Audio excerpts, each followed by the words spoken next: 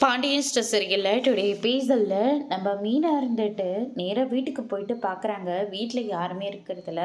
அம்மாச்சி உட்காந்து அழுந்துக்கிட்டு இருக்காங்க. மீனாக இருந்துட்டு என்னாச்சு அம்மாச்சி, வீடு வேறு சாத்திருக்கு, எத்த எங்கேயாச்சும் கோயிலுக்கு அது போயிருக்காங்களா அப்படின்னு சொல்லிட்டு கேட்கவும், ஐயோ உனக்கு விஷயமே தெரியாதம்மா, அரசி கோமதி ராஜின்னு சொல்லிட்டு எல்லாத்தையுமே போலீஸ் வந்து பிடிச்சிட்டு போயிட்டாங்கம்மா அப்படின்ற மாதிரி சொல்லிடுறாங்க. இது கேட்டோன்னு மீனா வந்து பயங்கரமாக ஷாக் ஆகுறாங்க. அம்மாச்சி நீங்கள் என்ன சொல்கிறீங்க? ஆமாம்மா, என்ன பண்ணதுன்னு எனக்கும் ஒன்றும் தெரியலம்மா, அதனால தான் இப்படி உட்காந்துட்டு இருக்கேன் அப்படின்ற மாதிரி அம்மாச்சி வந்து சொல்லிடுறாங்க.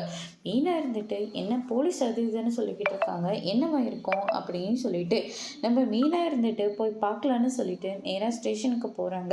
அங்கே வந்து பார்த்தீங்கன்னா பாக்கியம் இருந்துட்டு என் பொண்ணை அடித்து கொடுமை பண்ணி இப்படி வீட்டை விட்டு அனுப்பிட்டீங்கல்ல, உங்களை யாரையும் நான் சும்மாவே விட மாட்டேன்.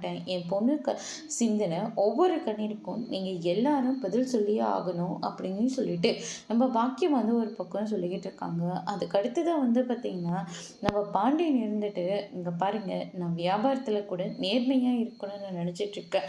ஒரு பொண்ணோட வாழ்க்கையை அழிக்கிறதுக்கு நான் ஒன்றும் அவ்வளோ மோசமானவனாம் கிடையாது. இவங்க தான் பொய் சொல்லி இவங்க பொண்ணை எங்கள் பையன் கல்யாணம் பண்ணி கொடுத்துட்டாங்க. இவங்க படிச்சிருக்குன்னு சொன்னது எம்ஏ படிச்சிருக்குன்னு தான் சொன்னாங்க. ஆனால் வெறும் +2 மட்டும் தான் முடிச்சிருக்காங்க.